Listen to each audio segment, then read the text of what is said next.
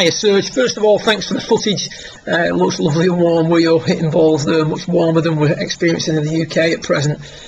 Before I do go on with the sort of review and critique of your swing, the first thing I'd like to say is that I think you do yourself an injustice. This is not really a mediocre swing, and this could get really good really quick. I'm going to look forward to seeing this progress over the coming weeks and months. You can see down on the bottom left hand corner of your screen I've just highlighted some key points that I think are the most appropriate pieces for you to work on at this moment in time. So what I'm going to do in the time and space of this video is just work through each point with you, allowing you to just get clear in your mind what exactly you've got to do at each stage of the swing. So first of all, if we look at the first point, shaft at P2, a little bit more loading.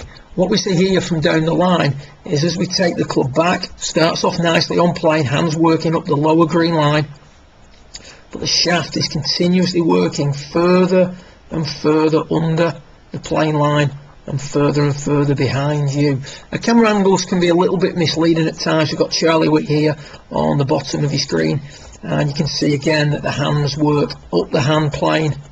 The shaft works under the plane line less. Now in this instance, Charlie's shaft appears to roll under plane, and I know from previous footage that I've looked at, this doesn't actually occur, so there's something with the camera angle there. However, if we look at it at P2 and the shaft's parallel with the ground, we can see that the shaft is much more in line with the hands, just miss it there, than what we're experiencing with yourself. Yours would be under here somewhere. During the takeaway, there is more than three things happening, but three particular pieces that need to happen in relation to the arms. The arms are going to swing, obviously. The forearms are going to rotate, that's often referred to as loading accumulator 3. And the wrists should hinge vertically, and that's often referred to as accumulator 2, loading accumulator 2. So what we see with Charlie when we look at him from face on is we see the arms swinging. We see that we know that the forearms are rotating, but we also see the wrists gradually hinging throughout the takeaway.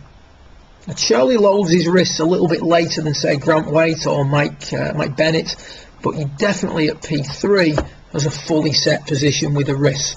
What we see with yourself from face on is not a lot of loading of the wrists at all from P1 all the way to P3. So we need to load the wrists a little bit sooner. Just feel like there's a softening of the wrists throughout the backswing. Trying to almost create, if you do video you swing quite a lot and you've got access to do that, trying to create a sort of L position at P3, like you see down below with Charlie. This can also help stabilise the upper axis somewhat.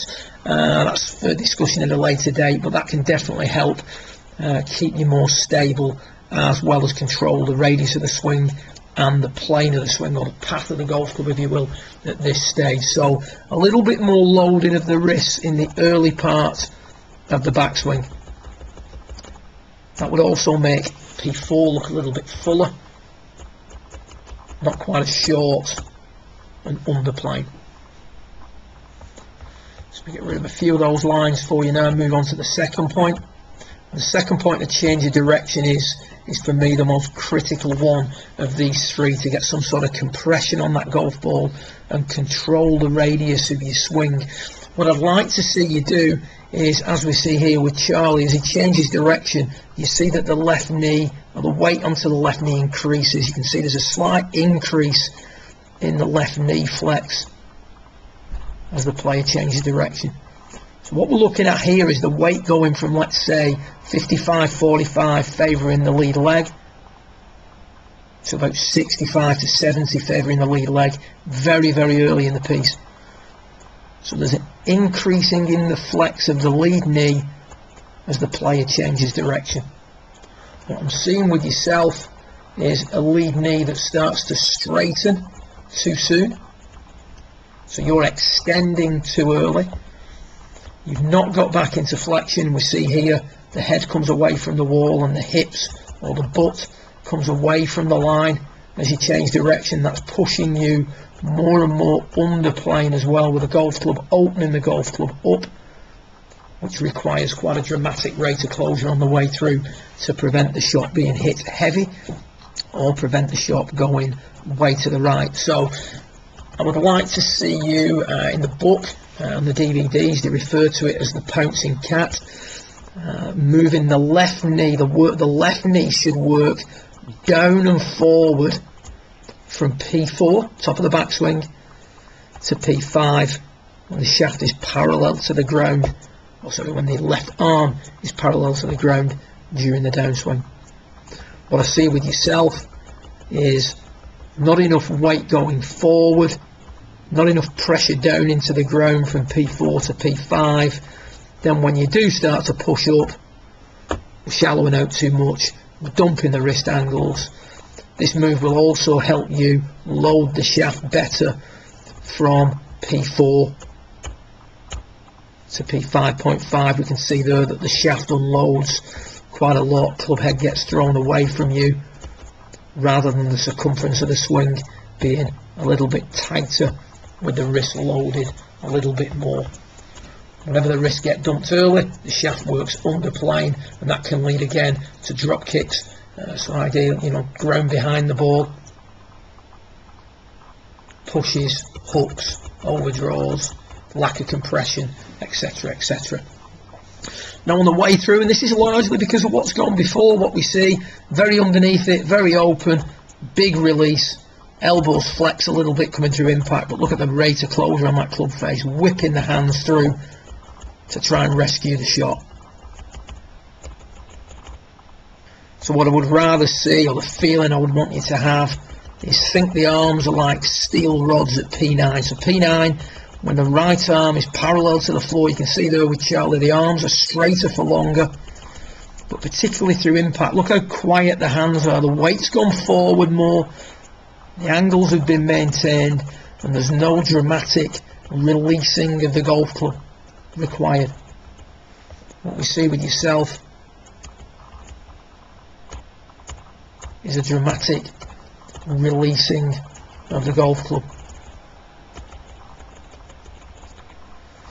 So there's my take on the three most important aspects of the swing that you need to work on at the moment, Serge. Hopefully that makes sense to you and resonates somewhat, and it can help you progress your golf quite quickly. Like I say, you've got a lot of really good stuff in there, and it could get good pretty quick. Have fun with it. If you have any questions, feel free to send me an email.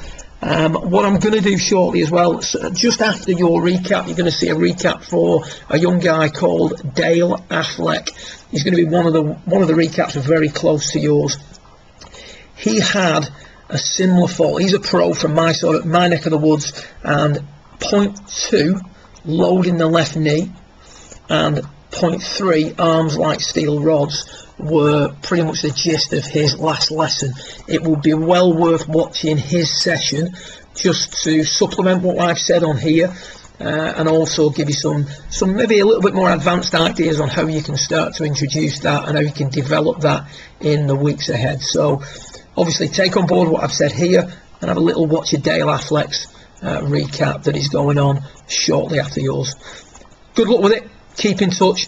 Keep up the good work, and like I said, it's far from an average action. It just needs tidying up in a few key areas. Well done.